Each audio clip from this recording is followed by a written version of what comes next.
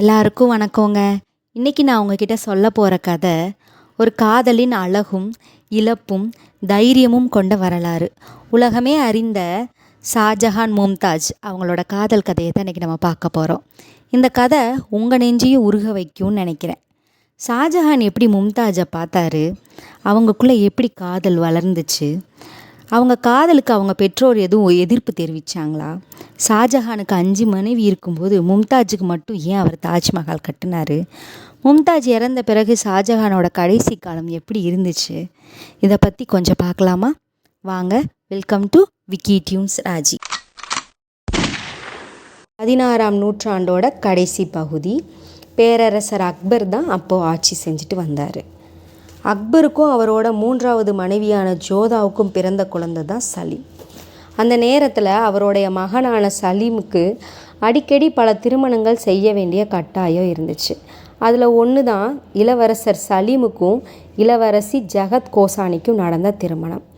இளவரசர் சலீமுக்கும் இளவரசி ஜகத் கோசானிக்கும் ஜான்வரி 5, 1592 அன்னைக்கு ஒரு குழந்தை பிறந்துச்சு. அக்பர் அந்த குழந்தைய அவரோட குழந்தையாகவே வளர்த்துட்டு வந்தார். அவர் அந்த குழந்தைய அவங்களோட மூத்த மனைவிட்ட கொடுத்து வளர்க்கும்படி சொன்னார். அவருடைய மூத்த மனைவியான ருக்கியா பேகத்துக்கு குழந்தை இல்லை அப்படின்றனால அந்த குழந்தைய அவங்க ரொம்ப அன்போடு வளர்த்து வந்தாங்க. அந்த குழந்தைக்கு போர் யுக்திகள், தந்திரங்கள், கலைகள், அரசியல் எல்லாத்தையுமே அக்பர் தான் சொல்லி கொடுத்து வளர்த்தார். இந்த மாதிரி பாசத்துடனும் எல்லா கலையோடு சொல்லி வளர்க்கப்பட்ட அந்த சிறுவனோட பெயர் முகமத் குர்ரம். முகலாய அரசர்கள் பட்டத்துக்கு வரும்போது ஒரு பட்ட பேர் சூட்டிக்கொள்வாங்க. அப்போது அவருக்கு கொடுக்கப்பட்ட பேர் என்ன அப்படின்னா ஷாஜஹான். பிற்காலத்தில் அவரை எல்லாருமே ஷாஜஹான் அப்படின்னே சொல்லப்பட்டாங்க. 1605ஆம் ஆண்டு அக்பர் மரணம் அடைகிறார்.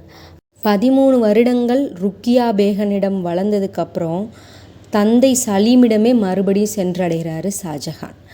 அக்பர் இறந்ததுக்கப்புறம் சலீம் 4வது முகலாய பேரரசர்னு முடிசூடப்படுறாரு. ஜஹாங்கீர் அப்படின்னும் அவர் அழைக்கப்படுறாரு.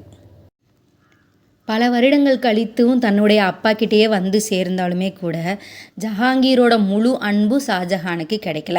ஏன்னா அந்த நேரத்தில் ஜஹாங்கீர் கடுமையான போரில் ஈடுபட்டு இருந்தார். அதனாலேயே என்னமோ அடிக்கடி ஷாஜஹான் கிட்ட நேரம் செலவழிக்க அவரால் முடியலை. அப்படி இருந்தாலுமே கூட ஷாஜஹான் அவரோட அரண்மனையில் எல்லா வசதியோட ஒரு ராஜா மாதிரி வாழ்ந்துட்டு இருந்தார். அந்த நேரத்தில் அந்த அரண்மனைக்கு ஒரு கை குழந்தையோட ஒரு கணவனை இழந்த பெண் வந்தாங்க. அந்த பொண்ணு ரொம்ப புத்திசாலியான பொண்ணு. கொஞ்ச நாள்லேயே எல்லார்கிட்டையும் நல்லா பழகி நல்ல பேர் வாங்கி வச்சுருந்துச்சு. அந்த பொண்ணை சந்திக்கிறதுக்காக அடிக்கடி உறவினர்கள் அரண்மனைக்கு போயிட்டு இருந்தாங்க. அந்த மாதிரி தான் அண்ணன் மகள் ஒரு இளம் பெண் வந்தாங்க. அந்த பெண்ணோட பேர் என்ன அப்படின்னா அஜ்மந்த் பானு பேகம். அந்த பொண்ணோட அழகில் மயங்கினார் ஷாஜஹான். காதல் வயப்பட்டார். அவரோட காதலை அரண்மனைக்குள்ளே வெளிப்படுத்த முடியாதுன்ற காரணத்தினால அந்த காதலை அவருக்குள்ளேயே வச்சிட்டு இருந்தார். அஜ்மந்த் பானு பேகம் அப்படின்றவங்க யாருன்னா மும்தாஜ் மகள். ஷாஜஹானுக்கும் மும்தாஸுக்கும் கல்யாணம் ஆனதுக்கு அப்புறமா தான் அவங்களுக்கு மும்தாஜ் மஹல் அப்படின்ற பேர் வந்துச்சுன்னு சொல்கிறாங்க. இனிமேல் எந்த ஒரு குழப்பமும் வராமல் இருக்கிறதுக்காக நான் மும்தாஜ் அப்படின்னே பயன்படுத்திக்கிறேன். பொதுவாக அரண்மனையில் இருக்கிற பெண்கள் அவங்களோட பொழுதுபோக்குக்காக கைவண்ணங்களை செஞ்சு அதை சந்தையில் போய் விற்பனை செய்வாங்க. இந்த சந்தர்ப்பங்களை பயன்படுத்தி மும்தாஜோட ஷாஜஹானுக்கு பழகும் வாய்ப்பு கிடச்சிச்சு. அந்த மாதிரி பேசி பழகும்போது மும்தாஜுக்கு ஷாஜஹான் மீது காதலி வந்துச்சு. இவர்களோட காதல் அரண்மனைக்கு தெரிய வர மும்தாஜோட அப்பா யாருன்னா ஜஹாங்கீரோட மனைவியான நூர்ஜஹானோட சகோதரர். அது மட்டும் இல்லாமல் அவர் அரண்மனையிலே ஒரு முக்கிய நபராகவும் இருந்திருக்காரு. இதனாலேயே இவங்களோட காதலுக்கு எந்த எதிர்ப்புமே வரவில்லை. ஷாஜஹான் தன்னுடைய காதலை அவரோட அப்பா கிட்ட வெளிப்படுத்தினதுமே ஜஹாங்கீர் மும்தாஜுக்கும் ஷாஜஹானுக்கும் நிச்சயதார்த்தம் ஏற்பாடு செய்கிறாங்க. அப்போது ஷாஜஹானுக்கு 15 வயசு, மும்தாஜுக்கு 14 வயசு. 2 பேருக்குமே ஒரு சில காலங்களுக்கு அப்புறமா தான் கல்யாணம் அப்படின்னு நிச்சயிக்கப்படுது. 5 வருஷம் கழித்து 1611வது வருஷம் 2 பேருக்குமே கல்யாணம் நடக்குது. அரசியல் காரணங்களுக்காக அவர் வேறு யாரையோ கல்யாணம் பண்ணிக்கிட்டாலுமே கூட மும்தாஜ் மேலே இருக்க காதல் ஒரு நாள் நாளுமே குறையலை அப்படின்னு சொல்கிறாங்க. தனிப்பட்ட விஷயமா இருந்தாலும் சரி, அரசியல் விஷயமா இருந்தாலும் சரி, மும்தாஜுக்கு சரிசமமாக எந்த முடிவு எடுத்தாலும் அவங்கக்கிட்ட கேட்டுட்டு தான் பண்ணுவார். அப்புறம் அவர் எங்கே போனாலும் அந்த இடத்துக்கு வந்து மும்தாஸை வந்து கூட்டிகிட்டு போயிடுவார் அப்படின்னு சொல்கிறாங்க.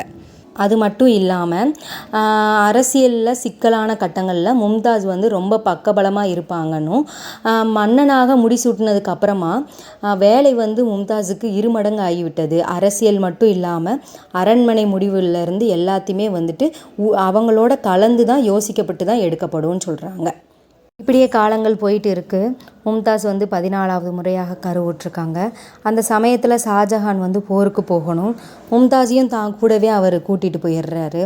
எதிர்பாராத விதமாக அவங்க தங்கியிருந்த இடத்துலையே அவங்களுக்கு பிரசவ வலி ஆரம்பிச்சிருச்சு.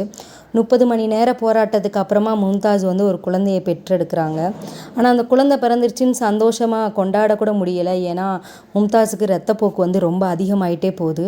அவங்க உடல்நிலை ரொம்ப மோசமாகிடுச்சு. அவங்களோட காதல் கணவனோட மடியிலேயே அவங்க உயிரை வந்து விட்டுடுறாங்க. தற்காலிகமாக அவங்க ஒரு நதிக்கரை ஓரமாகவே அவங்க உடலை வந்து புதைத்து விட்டு அரண்மனைக்கு வந்தார். போர்க்களத்தில் எத்தனையோ மரணத்தை பார்த்து கலங்காத ஷாஜஹான் வந்து அவரோட மனைவியோட மரணத்தில் வந்து ரொம்ப வேதனையாக காணப்பட்டிருக்காரு. அது இல்லாமல் அரண்மனைக்கு திரும்பி வந்ததுமே ஒரு அறையில் போய் பூட்டியபடியே ஒரு 2-3 மாதங்கள் அந்த இதுக்குள்ளேயே இருந்திருக்காரு. அவர் வெளியில் வரும்போது அவர் தலைமுடி தாடி எல்லாமே வந்து வளர்ந்தே காணப்பட்டிருக்கு. இந்த கவலையெல்லாம் இருந்தாலுமே கூட தன்னுடைய மனைவிக்கு ஒரு மிகப்பெரிய கல்லறை ஒன்று கட்டணும் அப்படின்னு தீர்மானிச்சிருக்காரு.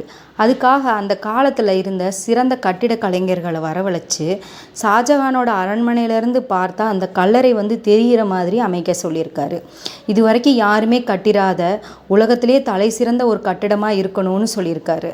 வெண்பளிங்கற்களால் அந்த கட்டிடம் வந்து கட்டி மும்தாஜோட உடல் வந்து மீண்டும் அந்த கல்லறையில் வந்து புதைக்கப்பட்டுச்சுன்னும், அந்த கல்லறையை தான் இப்போ நம்ம 7 அதிசயங்களில் ஒன்றுன்னு சொல்கிறோம், தாஜ்மஹால். தாஜ்மஹால் கட்டி முடிந்த நிலையில் வந்து ஷாஜஹான் வந்து நோய்வாய்ப்படுறார். அவரோட மூத்த மகனான தாரா சிட்கோ அப்படின்றவரை அவரோட வாரிசுன்னு நியமித்தார். அப்படி நியமித்ததுமே மகன்களுக்கிட ஒரே பிரச்சனை. இந்த பிரச்சனையில் வெற்றியாளராக உருவானவர் தான் அவுரங்கசீப், முகலாய பேரரசின் 6வது பேரரசர். அவுரங்கசீப் ஆட்சியை கைப்பற்றின உடனே அவங்க அப்பாவான ஷாஜஹானை வெளியே எங்கேயுமே போகாத மாதிரி அரண்மனைக்குள்ளேயே சிறைபிடித்து வச்சுருக்காங்க. அவரோட மகள் மட்டும் சாப்பாடு கொடுப்பதற்காக அப்பப்போ வந்துட்டு போவாங்க. அதே மாதிரி அந்த அறையிலேயே மும்தாஜோட கல்லறையை பார்த்துக்கிட்டே 8 ஆண்டுகள் அவர் இருந்திருக்காரு. அதுக்கப்புறமா அவரோட 74வது வயசில் அவர் உயிரிழந்திருக்காரு. ஷாஜஹானோட கடைசி காலத்தில் அவருடைய மகனான அவுரங்கசீப் அவரால் எவ்வளோ முடியுமோ அந்தளவுக்கு கொடுமை பண்ணியிருக்காரு. அப்படி இருந்தும் அவுரங்கசீப்பிடம் ஷாஜஹான் அவருக்குன்னு ஒரு கல்லறையை தாஜ்மஹாலுக்கு எதிராக கட்ட சொல்லியிருக்காரு. அதை கூட அவர் நிறைவேற்றலை. அதுக்கப்புறமா தாஜ்மஹாலுக்குள்ளவே மும்தாஜ் பக்கத்திலேயே ஒரு சின்ன கல்லறையை கட்டினாராம். அரண்மனையில் ஆரம்பித்த காதல் கல்லறையில் முடிந்தது. முன்னாடி சொன்ன மாதிரி மனம் எது உருகுச்சா? அப்படி ஏதாச்சும் ஒரு இருந்துச்சுன்னா கமெண்ட்ஸில் சொல்லுங்கள். பாய் பாய்.